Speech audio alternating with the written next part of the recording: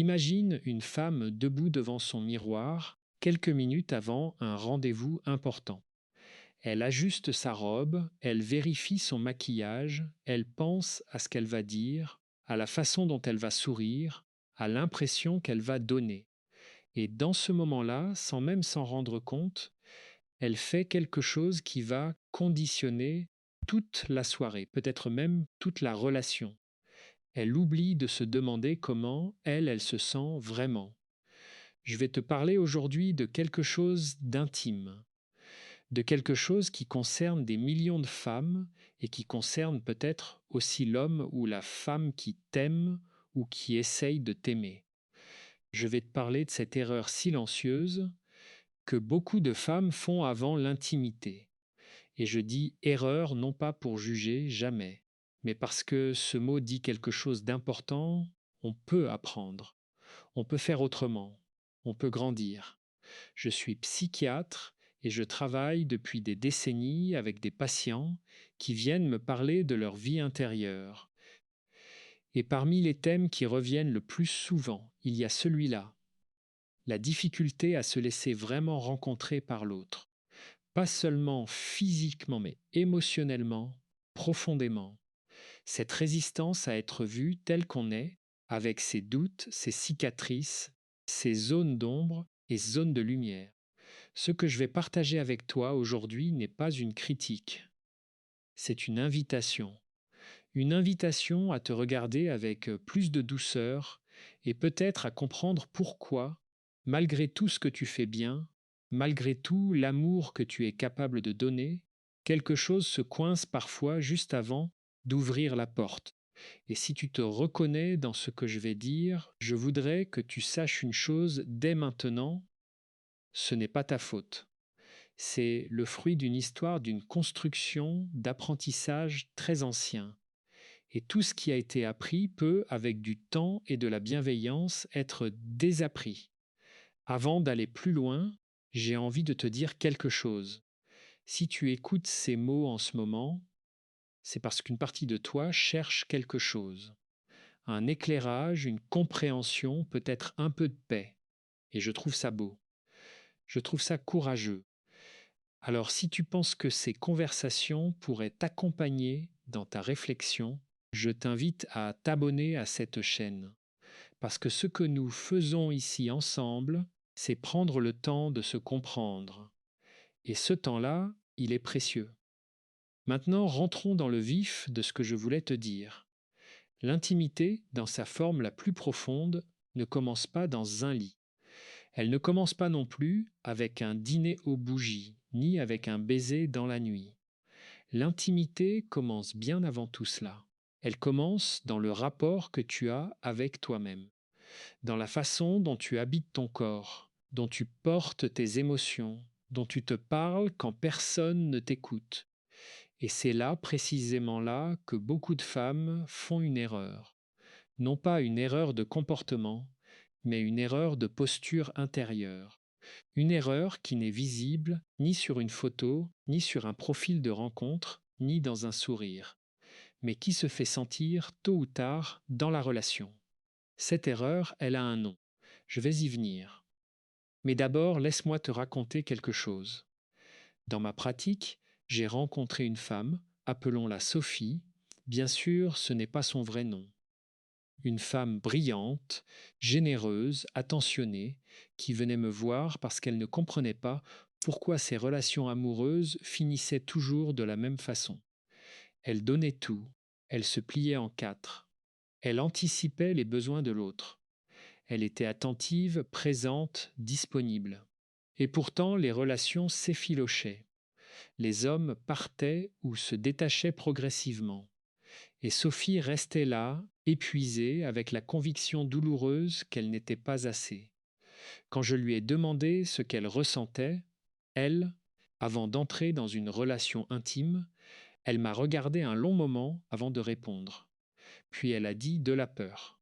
Toujours de la peur de ne pas être à la hauteur, la peur de décevoir, la peur d'être abandonnée si l'autre la voyait vraiment. Et c'est là que tout a commencé à prendre sens. L'erreur que Sophie faisait, c'est celle que font beaucoup de femmes. Elle entrait dans l'intimité en portant un masque fait de gentillesse excessive, de disponibilité totale, d'effacement de soi, un masque fait de la conviction que pour être aimé, il fallait mériter cet amour, le gagner, le justifier. Ce masque, il n'était pas mensonge. Sophie était vraiment généreuse.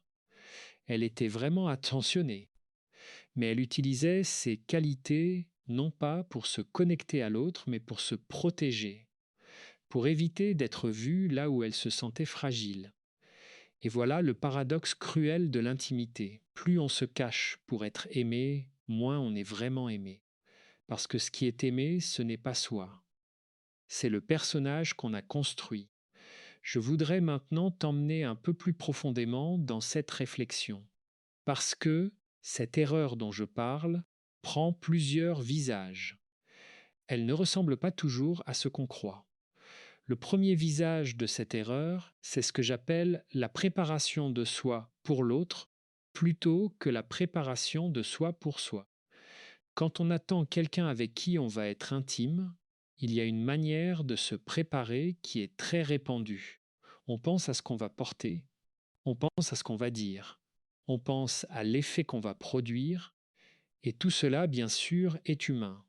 C'est naturel de vouloir se montrer sous son meilleur jour. Mais quand cette préparation est entièrement tournée vers le regard de l'autre, quand on s'habille non pas pour se sentir bien dans sa peau, mais pour plaire, quand on répète mentalement des répliques non pas pour être authentique, mais pour paraître intéressante, alors quelque chose d'essentiel est perdu. On se décentre de soi. On quitte son propre terrain pour aller s'installer dans la tête de l'autre, à anticiper ses réactions, ses jugements, ses attentes. Et dans ce décentrement, on perd accès à ce qui fait notre vérité, nos désirs réels, nos limites, notre voix intérieure. J'ai une image pour cela. Imagine un musicien qui, au lieu d'écouter sa propre musique en jouant, passerait tout son temps à regarder le visage du public pour savoir si ce qu'il joue est bon. Il ne serait plus dans la musique, il serait dans l'approbation. Et la musique, elle le sentirait. Elle deviendrait hésitante, calculée, sans âme. C'est ce qui se passe dans l'intimité quand on est entièrement tourné vers le regard de l'autre. On perd la musique de soi. Alors, la question que je te pose, et c'est une question à garder dans un coin de ta tête, à laisser mûrir doucement, est celle-ci. Quand tu te prépares à vivre un moment d'intimité, est-ce que tu penses à ce que tu vas ressentir, toi? Est-ce que tu te demandes ce que tu désires, toi?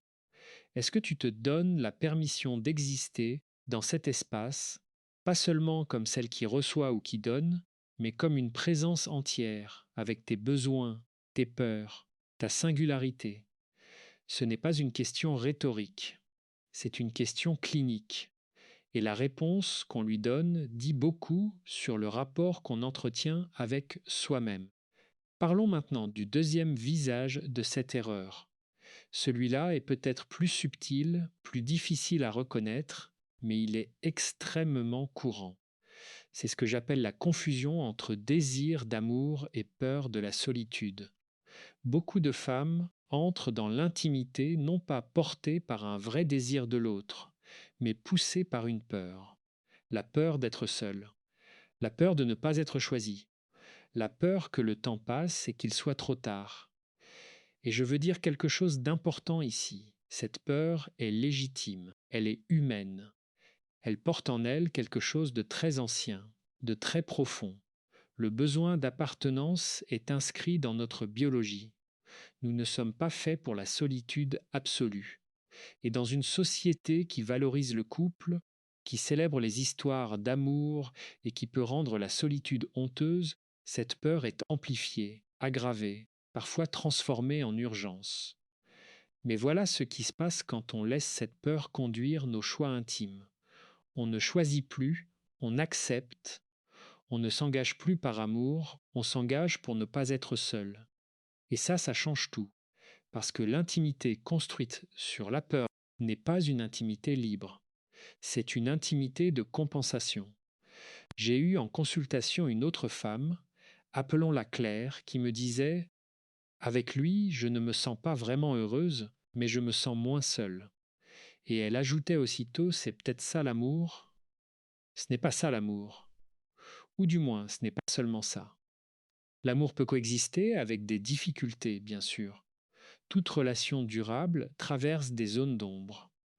Mais quand la présence de l'autre a principalement pour fonction de faire taire l'angoisse de la solitude, on n'est pas dans l'amour, on est dans l'évitement.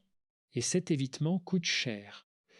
Il coûte cher à soi, parce qu'on finit par vivre dans une relation qui ne nous nourrit pas vraiment. Et il coûte cher à l'autre, parce qu'on lui demande de jouer un rôle qu'il n'a peut-être pas choisi, celui de par solitude, de garant contre l'angoisse. Alors, je te pose cette deuxième question, toujours à garder en toi, à laisser résonner. Quand tu te rapproches de quelqu'un, est-ce que tu es attiré vers lui ou est-ce que tu fuis quelque chose en toi? Ce n'est pas une question pour te faire culpabiliser, c'est une question pour te libérer. Parce que la différence entre avancer vers quelque chose et fuir quelque chose, elle change la qualité de tout ce qu'on construit.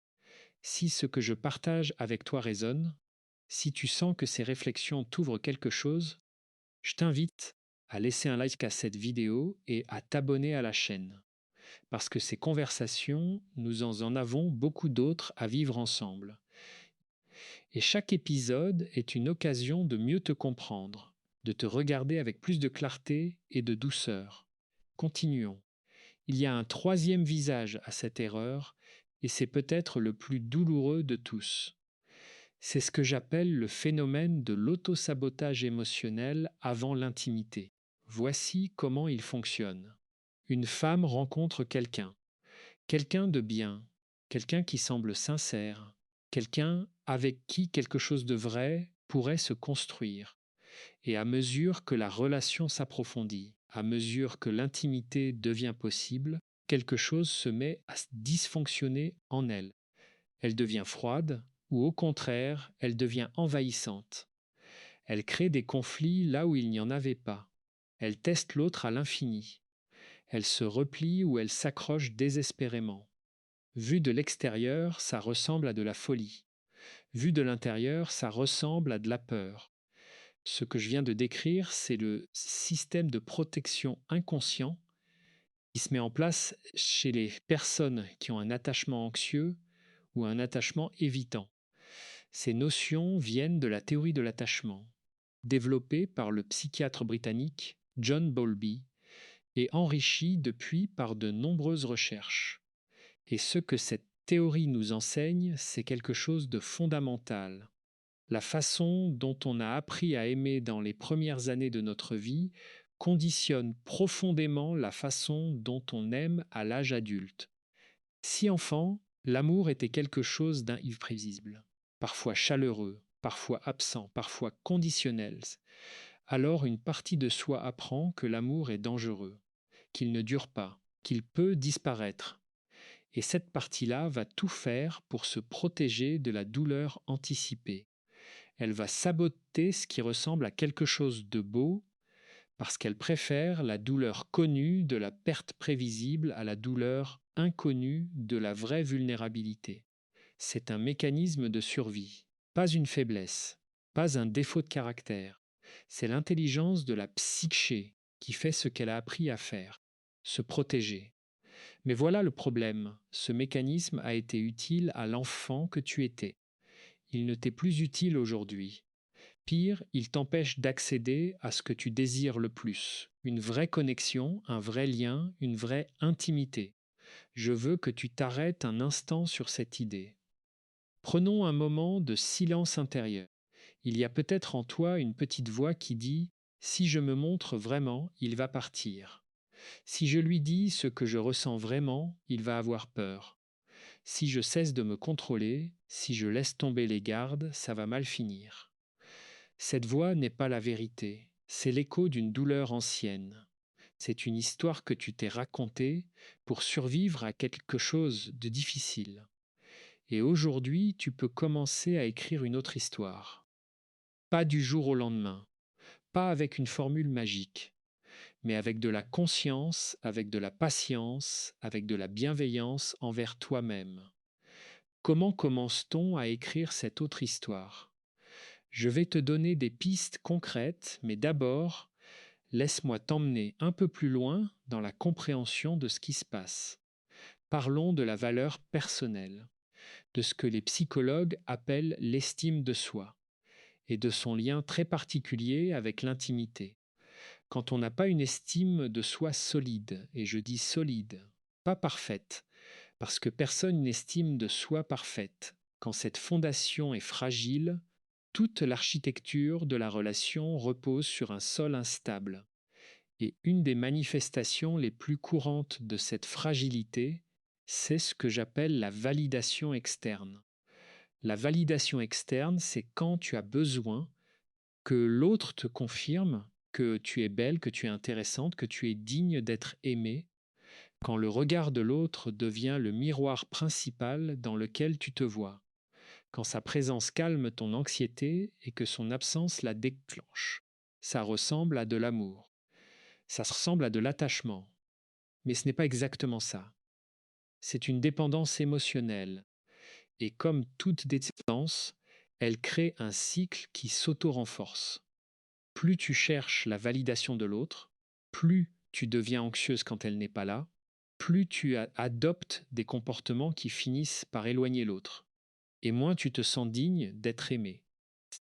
Et l'intimité, dans ce contexte, devient quelque chose d'épuisant, parce qu'au lieu d'être un espace de connexion, de partage, de plaisir partagé, elle devient un test permanent, un test de ta valeur, un test de ton amabilité.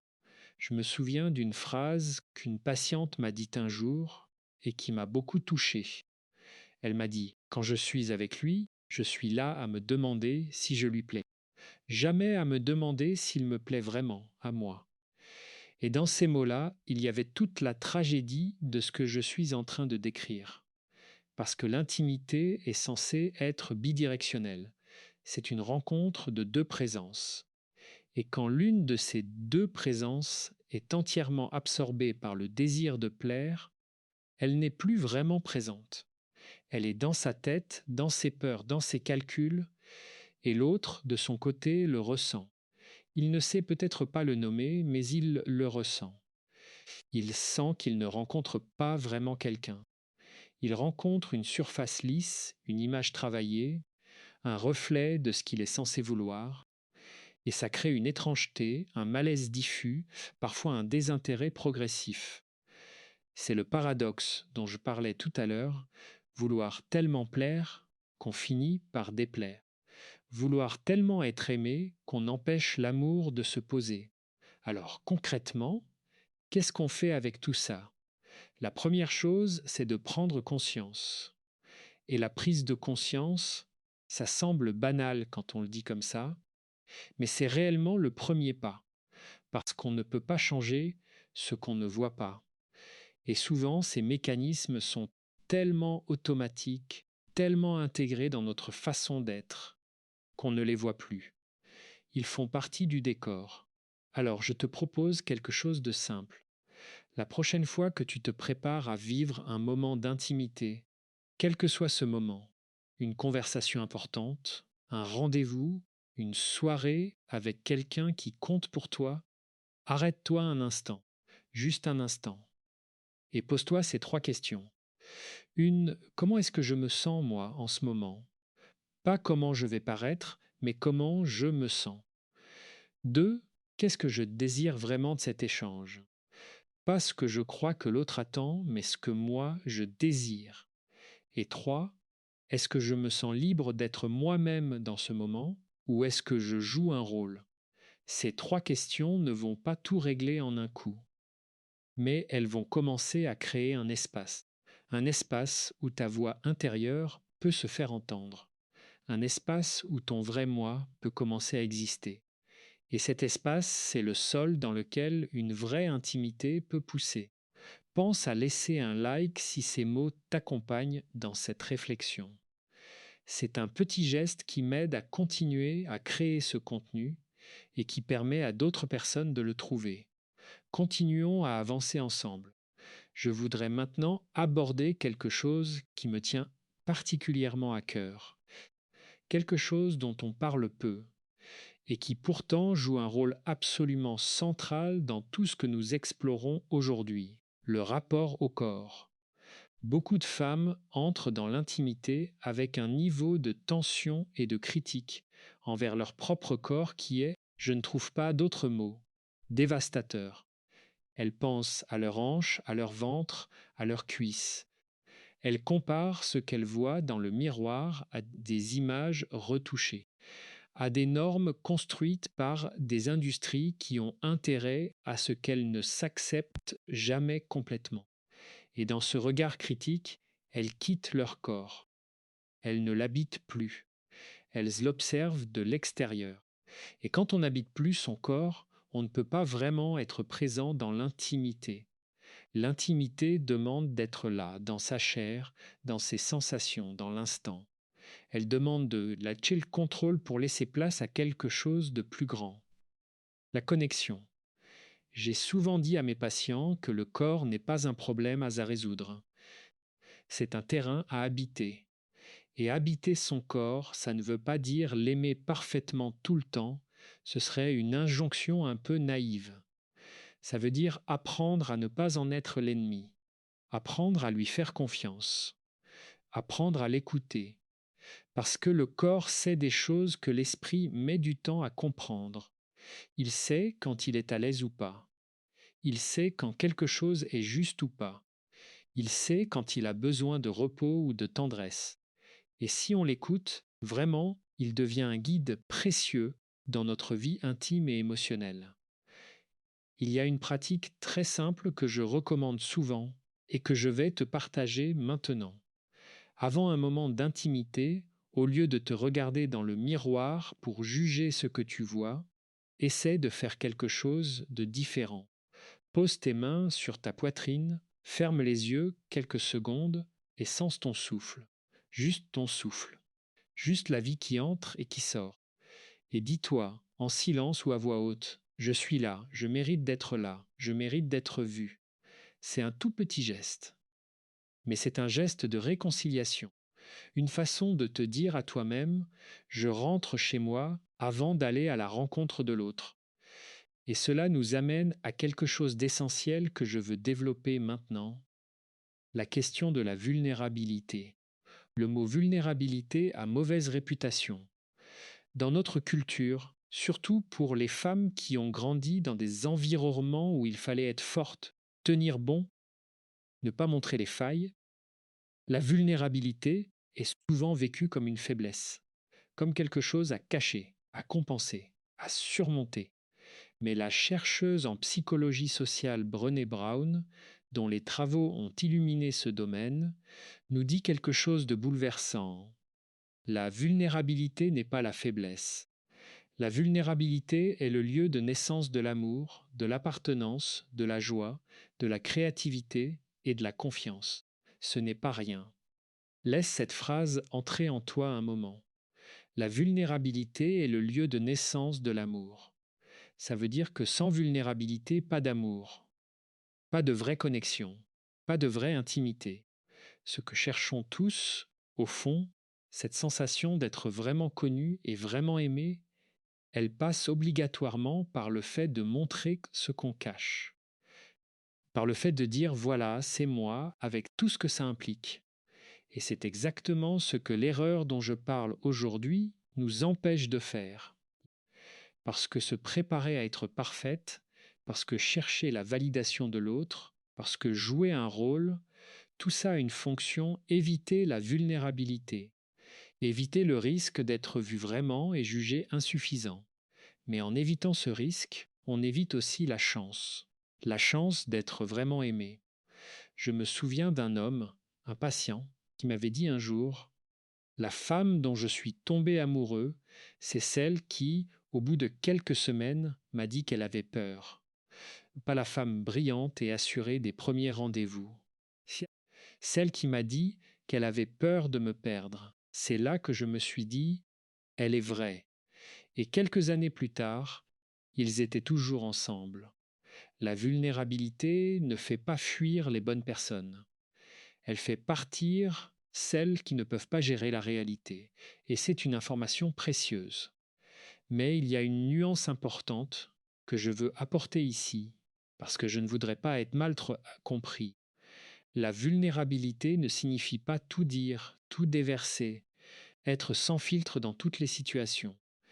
La vulnérabilité, au sens où je l'entends, c'est le courage de laisser entrevoir qui on est vraiment au bon moment, avec la bonne personne, dans un espace de confiance construit progressivement. Et le bon moment, c'est souvent pas le premier soir. C'est au fil du temps, au fil des échanges, à mesure qu'on sent que l'autre mérite ce trésor qu'on lui offre. Parce que se montrer vulnérable, ça demande aussi du discernement. Ça demande de distinguer les personnes en qui on peut avoir confiance de celles chez qui cette ouverture serait trop risquée. Mais le point essentiel, celui que je veux que tu gardes, c'est celui-ci. Ne confonds pas la protection de soi avec la fermeture de soi. La protection, c'est choisir quand et avec qui tu t'ouvres. La fermeture, c'est ne jamais s'ouvrir par peur que ça fasse mal. L'une est de la sagesse, l'autre est une prison. Prenons maintenant un moment pour parler d'autre chose, de ce que j'appelle la gestion de l'avant, ce moment qui précède l'intimité et qui en conditionne tant. Quand on parle d'intimité, on parle souvent de ce qui se passe pendant et après, mais on parle rarement de ce qui se passe avant, de ces heures, de ces jours parfois, qui précèdent un moment important avec l'autre. Et dans ces heures-là, que se passe-t-il en toi? Pour beaucoup de femmes, l'avant de l'intimité est un espace de rumination intense. On rejoue les scénarios, on anticipe les problèmes, on se prépare mentalement à des catastrophes qui n'arriveront peut-être jamais. On passe en revue ses défauts, ses peurs, ses expériences douloureuses passées. Et on arrive dans le présent déjà épuisé, déjà défensive, déjà sur le qui-vive. Ce phénomène a un nom en psychologie, la menace anticipée. C'est le fait de vivre émotionnellement une douleur future qui n'a pas encore eu lieu et parfois qui n'aura jamais lieu. Et le problème de la menace anticipée, c'est qu'elle nous fait réagir à une réalité imaginaire. Elle nous fait adopter des postures de protection pour des dangers qui n'existent pas encore. Elle nous fait traiter la personne qui est devant nous comme si elle était déjà en train de nous blesser. Combien de relations ont achoppé à cause de ça? Combien de moments d'intimité potentielle ont été empoisonnés par des pensées venues du passé? Projeté dans le futur et totalement déconnecté du présent, la pratique de la pleine conscience, ce que les anglo-saxons appellent mindfulness, a beaucoup à nous apprendre ici. Non pas comme une technique de relaxation superficielle, mais comme une façon fondamentale de se réancrer dans le présent. De se dire ce moment, cette personne, cet échange, ils ne sont pas mon passé. Ils ne sont pas mes blessures anciennes. Ils sont maintenant ici et je peux les accueillir avec des yeux neufs. Ce n'est pas facile, surtout quand les blessures sont profondes, surtout quand l'histoire personnelle a été difficile. Mais c'est possible. Et c'est l'un des travaux les plus libérateurs qu'on puisse faire sur soi-même. Voici une image que j'utilise parfois avec mes patients. Imagine que tu arrives dans une pièce qui sent le renfermer, parce qu'elle est fermée depuis longtemps. Tu pourrais entrer avec un masque sur le nez et te tenir à distance de cette odeur. Ou tu pourrais ouvrir les fenêtres.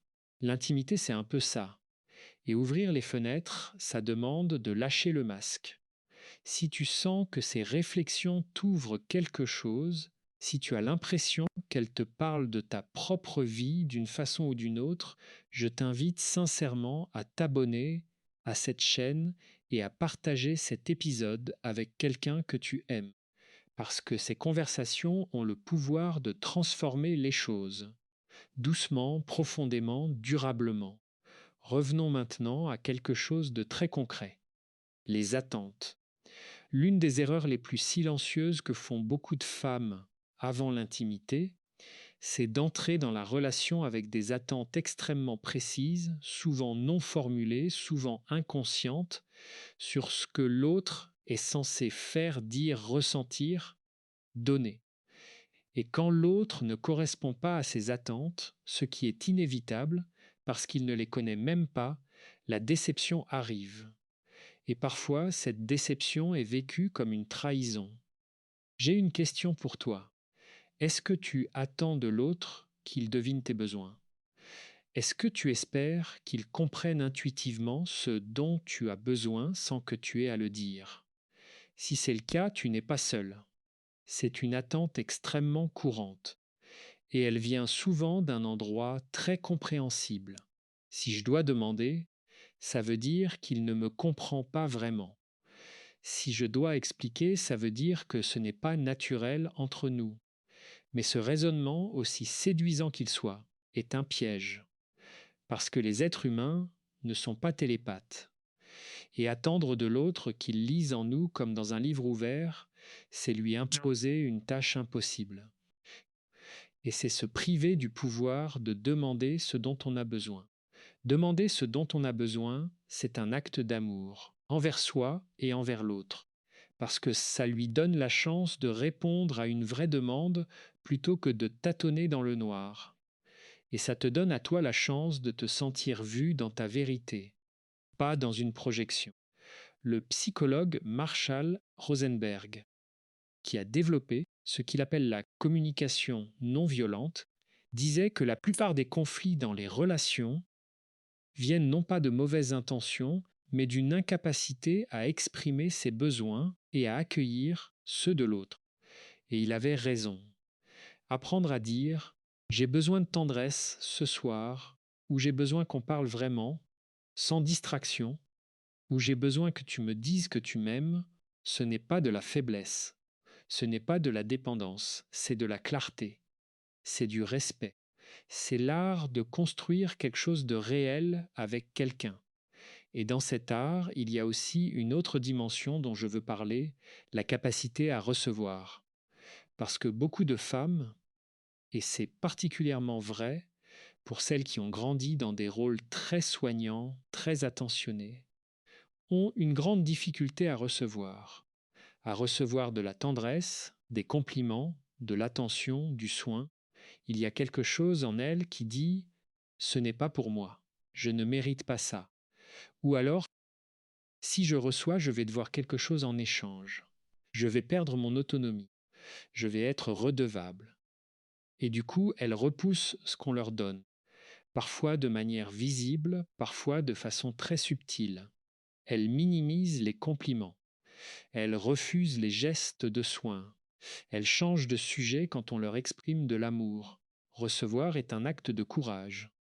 Parce que recevoir, c'est accepter qu'on ait de la valeur aux yeux de quelqu'un. Et pour quelqu'un qui doute de sa propre valeur, ça peut être profondément déstabilisant. Alors, je vais te lancer un défi. Un défi tout simple pour les prochains jours. La prochaine fois que quelqu'un te fait un compliment, ne le minimise pas. Ne dis pas « Oh, ce n'est rien » ou « Tu es gentil », mais accueille-le. Dis simplement « Merci » et laisse-le entrer. C'est un tout petit exercice, mais il peut changer quelque chose de profond. Voilà, nous avons parcouru un long chemin ensemble. Nous avons parlé de la préparation orientée vers l'autre, de la confusion entre désir et peur, de l'auto-sabotage émotionnel, de la quête de validation, du rapport au corps, de la vulnérabilité, des attentes non formulées et de la difficulté à recevoir. Chacun de ces points est un visage de cette même erreur centrale, entrer dans l'intimité en ayant perdu le fil de soi. Et maintenant, je voudrais te parler de ce qu'il y a de l'autre côté de tout ça, parce que je ne veux pas te laisser avec seulement le tableau des difficultés. Je veux te parler de ce qui est possible quand on commence à faire autrement. J'ai connu, dans ma vie professionnelle, mais aussi dans ma vie personnelle, des femmes qui ont traversé ce travail, qui ont eu le courage de se regarder en face, de comprendre leurs mécanismes, de revenir doucement vers elles-mêmes. Et ce que j'ai vu dans leurs yeux dans leur façon d'être, dans leurs relations, c'est quelque chose que je n'ai pas de mot plus juste pour décrire que la libération. Pas la perfection, jamais la perfection, mais une légèreté, une capacité à être présente, un plaisir simple d'exister avec l'autre sans avoir à se justifier. Une femme que je suivais depuis plusieurs années m'a dit un jour, après un long chemin de travail intérieur: j'ai compris que je n'avais pas besoin d'être parfaite pour être aimée. Il m'a suffi d'être là. Et dans cette phrase, il y avait des années de travail, des années de larmes, de doutes, de remise en question, et une lumière au bout. Ce travail, il n'est pas linéaire, il n'est pas rapide. Il y a des jours où on avance et des jours où on recule. Il y a des moments où les vieux réflexes reprennent le dessus et où on se retrouve à jouer le rôle, à chercher l'approbation, à fuir la vulnérabilité. Et c'est pas grave. Ce n'est pas un échec. C'est le mouvement normal de la croissance. La croissance n'est pas un chemin droit. C'est une spirale. On revient souvent sur les mêmes points, mais à chaque tour de spirale, on est un peu plus haut. On voit les choses d'un peu plus loin. On comprend un peu mieux. Je voudrais terminer cette réflexion avec une image qui me tient très à cœur. Imagine une bougie, pas une bougie parfaite, uniforme, sans défaut. Une bougie qui a brûlé, qui a coulé par endroits, qui porte les traces du feu et du temps. Cette bougie, elle n'a pas besoin d'être parfaite pour donner de la lumière. Elle donne de la lumière parce qu'elle brûle, parce qu'elle est vraie, parce qu'elle accepte d'être ce qu'elle est. Toi, tu es cette bougie. Tu n'as pas besoin d'être parfaite pour que l'autre veuille rester près de ta lumière. Tu as besoin d'être vrai. Tu as besoin de brûler de ce feu qui t'appartient. Tu as besoin d'arrêter de te demander si ta flamme est assez belle et de simplement la laisser exister. L'intimité profonde, la vraie, celle qui nourrit et qui dure, elle ne naît pas entre deux masques. Elle naît entre deux présences. Elle naît quand deux personnes ont le courage de dire: voilà qui je suis. Je ne suis pas parfait. Je porte des blessures. Mais je suis là, vraiment là, et je t'offre cette vérité-là. Et quand deux personnes se rencontrent comme ça, vraiment, quelque chose de rare et de beau devient possible. Alors je te le dis avec toute chaleur dont je suis capable, tu mérites cette rencontre-là. Tu mérites d'être vu vraiment. Tu mérites d'aimer et d'être aimé dans ta vérité, pas dans ta performance. Et le premier pas vers ça, c'est de revenir à toi. Avant l'intimité avec l'autre, cultive l'intimité avec toi-même. Apprends à te connaître, apprends à t'écouter, apprends à te respecter. Apprends à te dire que tu as de la valeur, non pas parce que tu es parfaite, mais parce que tu es toi. Ce travail, il peut se faire seul, avec des livres, des podcasts, des conversations comme ci. Il peut aussi se faire avec un professionnel, un thérapeute, un psychologue, et je dis ça sans aucune honte, parce que chercher de l'aide est un signe d'intelligence et de courage, pas une faiblesse. Il peut se faire dans la méditation, dans l'écriture, dans les arts, dans la nature. Il se fait partout où tu t'accordes du temps. Et le temps que tu te donnes à toi-même, c'est du temps donné à tout ce que tu vas construire ensuite. Je voudrais aussi te dire ceci comme une dernière pensée avant qu'on se quitte. Le chemin n'est pas la destination. On n'arrive jamais à un état définitif où on est guéri ou complète ou parfaitement en accord avec soi-même. Ce n'est pas comme ça que ça fonctionne. L'être humain est en mouvement, il évolue, il grandit, il régresse parfois. Et tout ça, c'est la vie. Ce que je te souhaite, ce n'est pas l'arrivée, c'est le chemin.